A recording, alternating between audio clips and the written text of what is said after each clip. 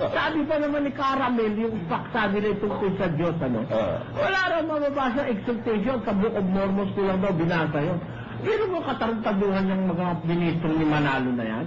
Eh, nakaliwanag sa Biblia, there is really a process of exaltation. Because Jesus Christ Himself, our Lord, have gone through that process. God has highly exalted Him. And because He was exalted, and given Him a name which is above every name. Therefore, exaltation was experienced by Christ. God has highly exalted Him.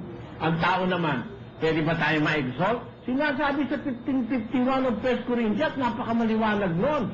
Behold, I show you a mystery. We shall not all sleep, but we shall all be changed. In a moment, in the twinkling of an eye, at the last trump, for the trumpet shall sound, and the dead shall be raised incorruptible, and we shall be changed. For this corruptible must put on incorruption, and this mortal must put on immortality. Is that not exaltation, Brother Joseph? Exaltation. For your mortal body to be changed into an incorruptible body, that is exaltation. Siguro hindi alam ni Ramel kung ano exaltation, ano? So, when this corruptible shall have put on incorruption, and this mortal shall have put on immortality, then shall be brought to pass the saying that is written, death is swallowed up in history. Sabi naman sa Espanyol, sa 15:51, aquí os digo un misterio, todos ciertamente no dormiremos, mas todos seremos transformados. Why? 52. En un momento, en un abrir de ojo, a final trompeta, porque será tocada la trompeta, y los muertos serán levantados sin corrupción, y nosotros seremos transformados. ¿Vino mo yan? Exaltation, because transformation yan eh. Diba? Porque es menester que esto corruptible sea vestido de incorrupción, y esto mortal sea vestido de inmortalidad. 54. Y cuando esto corruptible fuera vestido de incorrupción, y esto mortal fuere vestido de inmortalidad, entonces se efectuará la palabra que está escrita, sorbida es la muerte con victoria. Kita mo na, Brother Joseph. May exaltation niya. Kung sabihin mo lang sa Biblia, nako, halatang-halata yung nagturo sa iyo, Bobo. Na? Maganda sana kung maipakita natin ngayon yung Brother Joseph. Play po natin, Brother Eli. Play natin. Pag po niya, kapatid na Ramil, alang-alang sa lahat ng mga nagsusuri, yung ditong punong ito na taga Pampanga, pagka ang tao ro po ay naging Diyos, anong tawag niya huron? Meron pong kahayag siyang ganito. Paano tayo magiging anak ng Diyos? Kung tanggapin natin si Kristo. Pag tinanggap natin si Kristo, yung tunay na Kristo ng Biblia, no? Hindi yung Kristo ni Eddie Villanueva at saka ng Binabing Evangelist. Lalo hindi Kristo yung mula ang apostol sa Maritinang matakaw ng pera, hindi yung Kristo na yun. Yung Kristo na nasa Biblia. Pag yun ang tinanggap mo, sabi sa Biblia, binibigyan ka ng Diyos ng karapatang maging anak ng Diyos. Ang unang-unang step forward,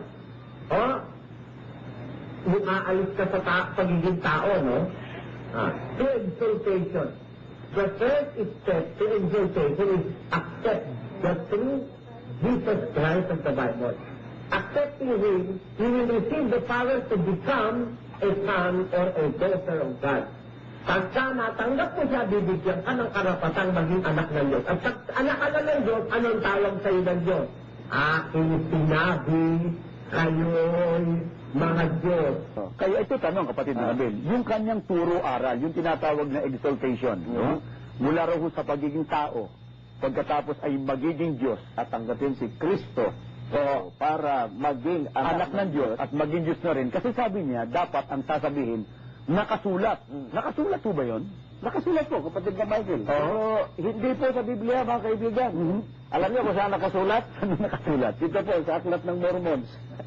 Ito po, Huwag po sana kayo magagalit. Ano po? Kita Papasabi mo, ko sa inyo, Brother itong Joseph, hindi raw nakasulat sa Biblia yung exhortation, nasa aklat daw ng Mormons. Tuloy natin, pakikita niya yung exhortation dun eh. of Jesus Christ of Latter-day Saints. So, aklat ng mga kano yan, ano? Oo, aklat ng mga kano. Copyright, 1978 pa, kapatid na Michael. Kaya malabong ito ang nangopya sa kanya. Ito po, napapanood po ninyo sa inyong mga TV screens. Nakikinig po sa amin ang puno ng samahang yan, taga-palit. Di ba dito mo kinopya yan? Di ba dito?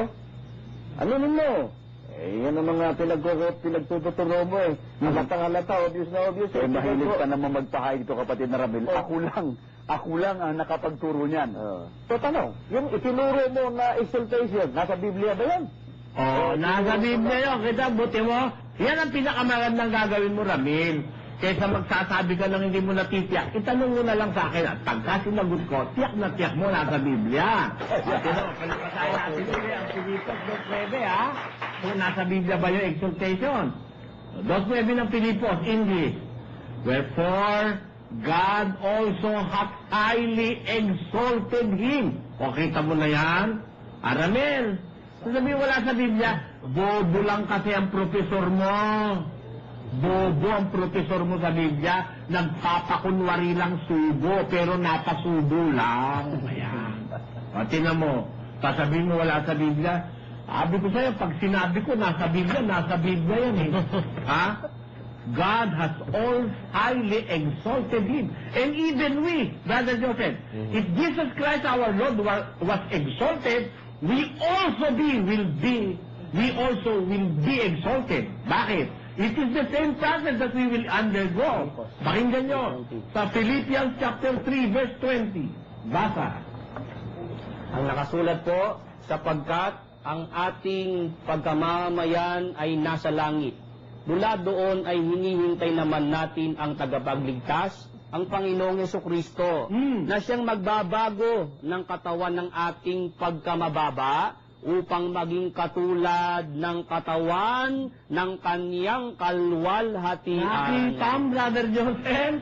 Claro. Nakita? Anya timbagada. Wala raw exaltation. Meron na, si Kristo exalted eh. Tayo naman, gagawin din sa atin yon.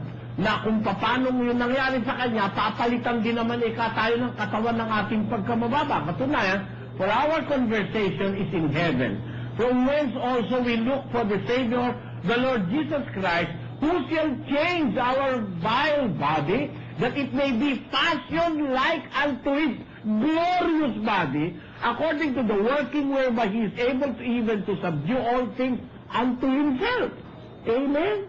Amen. Yun din ang gagawin niya sa atin eh. Because he was exalted, he will exalt also his followers. Kung paano nangyari sa kanya, yun din ang gagawin niya sa mga tumusunod sa kanya. O, Ramel, natuto ka, hindi naturo ni Manalo sa iyan, sa akin mo lang narinig yan.